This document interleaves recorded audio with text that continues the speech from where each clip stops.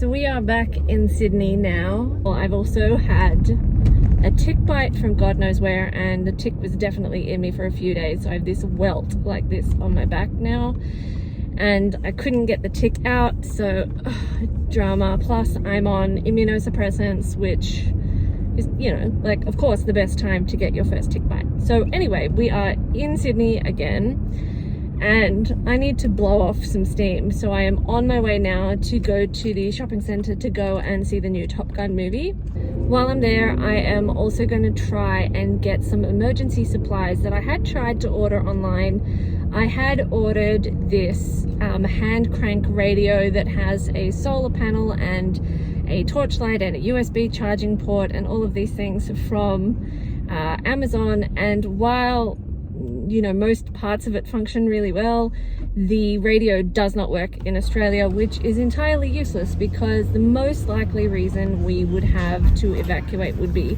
bushfires, in which case I need access to ABC radio. So I want to go and try and pick up that. I also need to get a new cover for my camera because the dog ate the other one. So there's a couple of things I need to deal with, and I've been doing some research while I was up here in Sydney because sometimes there's not really much else for me to do when I'm at somebody else's house. And it turns out that my tomatoes have blight in them, and I knew that this was a risk because after I planted them, I discovered you shouldn't plant them near sunflowers or zucchinis, and of course that's exactly where mine were. But I think it actually has more to do with the massive amounts of rain we've had, because the sunflower is done and the zucchini is cooked as well. But I didn't realize that before I left, so I just kind of left it there. So hopefully the blight doesn't spread all through the potatoes by the time I get back.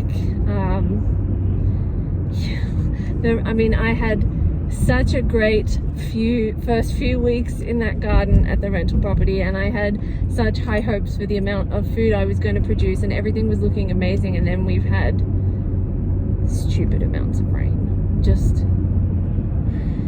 ridiculous. And I mean, I know that we're in a good situation because we have good drainage and we're at the top of the hill, and lots of people and lots of farmers have completely lost their crops and their houses and their pets and their everything. But it's just so frustrating when you've really tried to set it up, and yeah. And so I got to deal with the potatoes when we get back.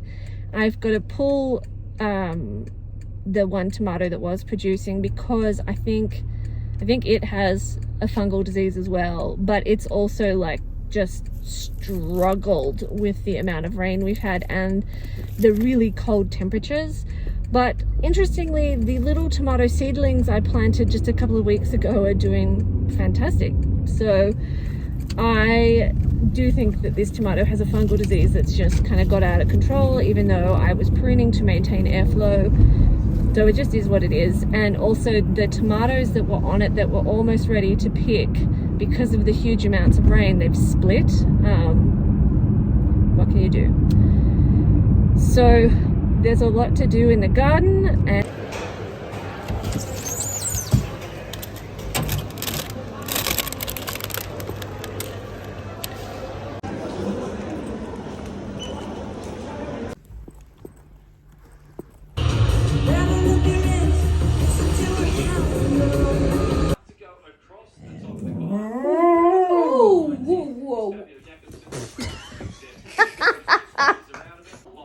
good cattle.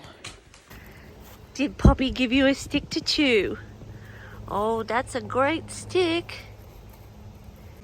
So this is the pot in question. You can see it's actually a bit broken because my mum kind of flipped it to drain it, because apparently it turned into a swimming pool. So obviously the drainage is not that great, but it looks like, despite the heavy rains, we've still got little heads of lettuce forming, of cabbage, sorry, and I think they'll be salvageable. These are, from memory, they are silver beets, so Swiss chard. They look like Swiss chard as well, but whether they'll be salvageable is a different story. Whatever I planted here has clearly died, and they've still got to survive this guy. The other pots I planted at the same time are doing really well. These are carrots of different colors, and these are cabbages. So these I planted from seed at the same time I planted the ones from home, but these ones have got big, beautiful, firm heads on them, and they're doing so much better than my ones. And my mum's lemongrass has been attacked by my nephew, but it is also doing a lot better than mine. I'm pretty sure mine's dead. I thought I had planted a tomato here, but that does not look like a tomato, and I think my mum stuffed a cabbage in. Oh, maybe cabbage just eaten by a puppy. And then we've got some carrots here that we can't quite see, so they're not ready. Some marigolds that I planted from seed as well. A couple of onions, and again, my mum's onions are doing better than mine. Mine all got dug up by somebody or rained out and died, and again, her lettuce is doing a lot better than mine, which is unfair given I planted them all, but I'm happy that we're getting a harvest here if nowhere else. I ran back in the rain, but then I saw Rafa took the watering can because he loves watering cans, and this is not yours. This is not yours. I think the watering can has seen better days. So yesterday didn't exactly work out as I planned. I went to the GP. GP kind of freaked out when they saw my bite and the reaction, sent me to ED. ED wasn't that worried. They've sent me home with more antibiotics and basically said ride it out for 2 weeks and then you should be right because it's an allergic reaction or an inflammatory reaction. Right now I'm in Hyde Park in the city and I'm on my way to do some self-care. So first up I have a lymphatic drainage, which is hopefully going to help me get rid of all the tick toxins, but that's not the reason I'm here. I had cancer 15 years ago now, and I had 5-6 of my lymph nodes removed from this side of the neck and quite a number removed from the other, and so I get a lot of swelling in my face, particularly if I'm unwell. But basically the lymphatic drainage is to try and manage that. So I try and do it when I'm in Sydney. Then I've got craniosacral therapy to try and reduce some of the tension that is a result of the treatments that I've had, and to maintain that and to deal with other issues. So today is a self-care day, and right now we were on our way to a massage.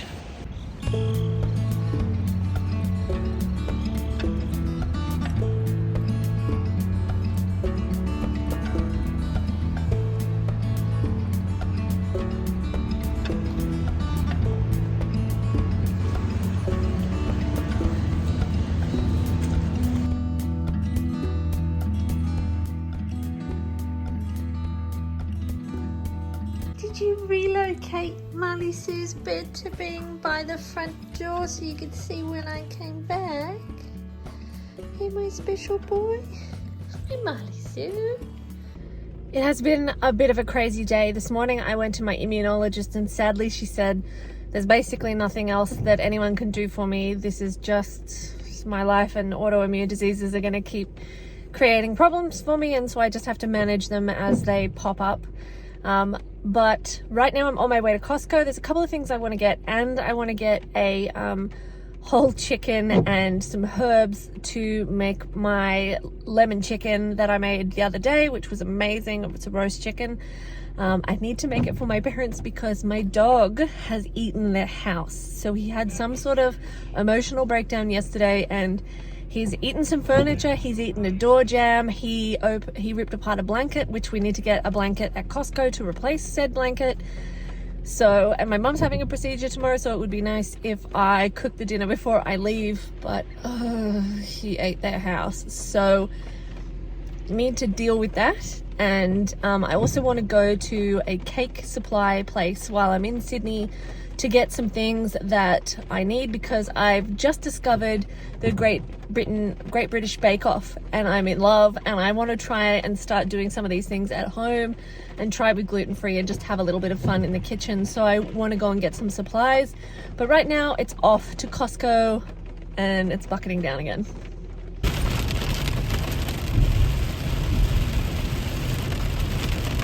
So I've just arrived at Costco and I'm so over this rain, honestly. It needs to be done. I want to get back in my garden. I want to enjoy the outdoors again, and you just can't with this rain because it's just relentless. But I've just arrived at Costco and I'm exhausted. I think maybe my adrenaline levels and stress levels have just like dropped through the floor after the immunologist. I'm just exhausted. I think I need to take more iron tablets because I've stopped with all these allergic reactions. And anyway, so I don't really want to get a ton of stuff at Costco because my extended pantry is reasonably full. Obviously, long term, I would love to add more things to it so that I have more variety and all of that sort of thing. I've also decided in the last few days that I'm going to replace my old rubbish fridge at home and get a new chest freezer. I bought a chest freezer before I got Rafi and before I decided he was going to be raw fed. And I didn't get a big freezer, which was the mistake. So this time I'm going to get a bigger one. And so one of the things I want to get while we're at Costco is more gluten-free bread because they have these packets that are so much cheaper than buying kind of like almost like an English muffin type bread roll thing. There you get 6 of them for the price of 2 at the supermarket, and they're actually way nicer. So I want to get a ton of that sort of stuff and freeze it. Even though I don't actually need a lot of stuff, I have been coming to Costco every time I'm in Sydney because you just cannot get the variety of stuff in the rural areas. And I'm not even like rural, but I'm still 3 hours drive away from Sydney, and you just cannot get the products, and certainly not in gluten-free. So off to Costco we go. I've seen a lot about Vitamixes and how amazing everybody thinks they are, but I was so surprised by the cost of them. I have a Thermomix at home and I'm not sure if it's worth adding to it, so let me know in the comments. These mixing bowls I've got my eye on. I never seem to have enough mixing bowls, although the Tupperware cupboard and the cookware cupboard is overflowing, so I don't know how it works out that I don't have enough. I picked up a few things in Costco that I didn't necessarily need, like this pencil sharpener, just because I have a niece and nephew and I have art supplies for them, and I remember loving these electric pencil sharpeners when I was a kid. I also really needed a calculator, but I didn't need 2 calculators, and I guess sometimes that's the problem with shopping at Costco is it is more bulk buys. They do still have some pretty amazing deals on some of their fresh food, but I really need to learn more about preservation and how to make these things last long term. I've been working a lot on my extended pantry in the last 6 months. There's been a lot going on in the world that I think we all already know about, and that has kind of motivated me to have more than just a standard kitchen pantry amount, and to really make sure that I'm going to be okay for a prolonged period if I can't get the products I need. The difficulty with that is that, especially with gluten-free, a lot of these products aren't shelf stable. So I need to work out a way that I can get the things that I want and make them shelf stable without being reliant on my freezer. Things like canning meat, I think, are a long way away from me. That freaks me out. But I love the idea of being able to have things at home and come back to them whenever I need to. And at the moment, most of the gaps are about fresh fruit and veg and meat. The only problem being that most of that stuff I currently store in the freezer. So I was surprised by the amount of toilet paper they had at Costco and how big the packages were and how difficult they were to lift. But after 2020, I feel like you can never have too much toilet paper in your supplies. And I've been experimenting with soft drinks and trying to find something that helps me get away from Coca-Cola. I have been managing to reduce my intake, and I have gone cold turkey a few times, but not successfully long term. But I really find Costco is an amazing place to go shopping for various items. I just wish they had more gluten-free. On this particular day, they were all out of my bread. Every time I go, I can't help but marvel at the size of the bags of plain flour and regular person's flour.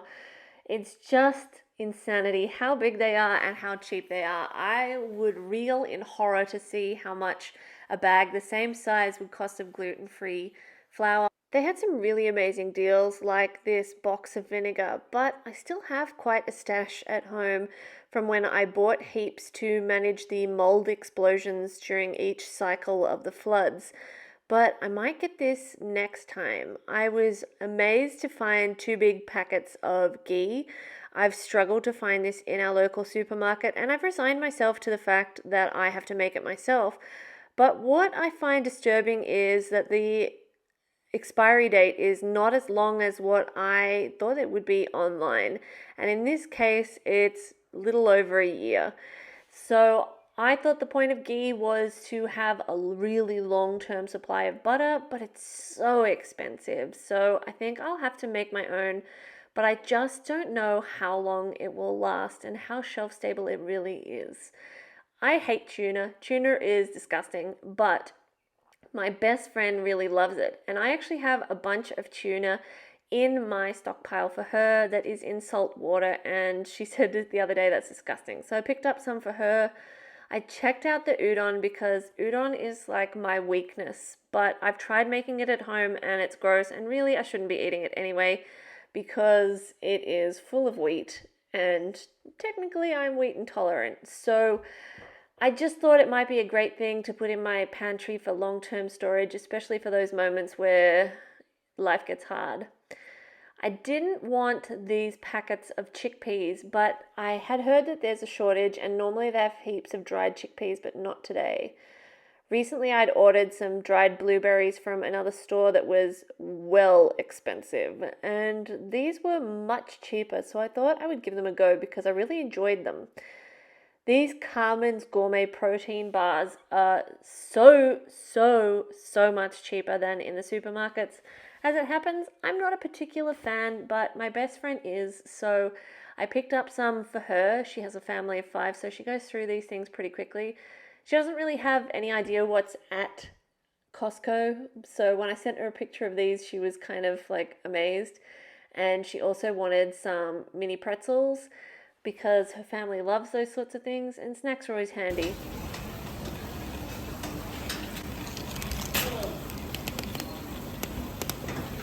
Costco was underwhelming. I couldn't even get a whole chicken. It seems like they don't have very high stock rotation. But now we've driven halfway across Sydney. Well, actually the whole way across Sydney because we crossed the Harbour Bridge to get to the cake supply store, and I'm going to go in there and try and pick up some things, and then I've got to pick up dog food on the way home. I hope that you guys enjoy this kind of video because between the ridiculous amounts of rain and all of the medical dramas and hospital visits and doctor's appointments, I haven't really had much of a chance to get into the garden. So I'm hoping that you find this kind of video interesting, but my apologies if not. So now let's go in and get some cake supplies.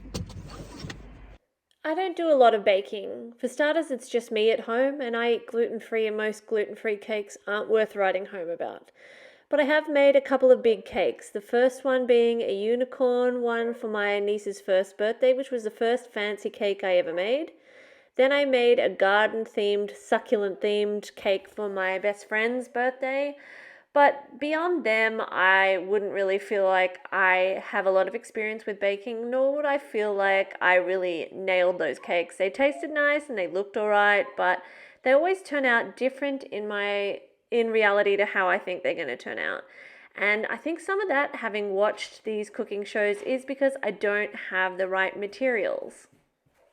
It's actually probably more accurate to say I don't have enough variety of materials. So I did pick up some different things like the crystals that I've never used before. Previously, 2 years ago, I made my niece a mermaid cake. And more recently, this year, I made my best friend a autumn-themed garden cake. And I didn't have enough color variety, I found, to decorate those cakes in the way I really wanted to. With my best friend's autumn cake, I actually used watercolor in the end to paint the little gum paste leaves, so that then rendered them inedible. So I wanted to pick up a variety of colors of food edible paints, and my niece is obsessed with hearts and obsessed with pink, so I did pick up some different pink hearts, thinking that maybe we could bake together and she could decorate with some pink hearts and that would be quite enjoyable for her. I also picked up fondant. I've never ever used fondant before. So there's going to be some new variety and some new experimenting in my baking. Now I just need a reason to try and make a big cake. The rest of our trip was mostly about Rafa. He had a physio follow-up appointment for his hip dysplasia.